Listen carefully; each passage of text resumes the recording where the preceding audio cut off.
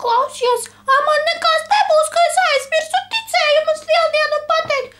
Nezinu, kādus, vispār zinu tādus jokainus, tāpēc laikam aizmirsu. Tad pastāsti man vismaz, zini, tāds ticējums, ja lieldienu dienā redz, ka pa ceļu lec vārdas, tad būs slāpja vasara.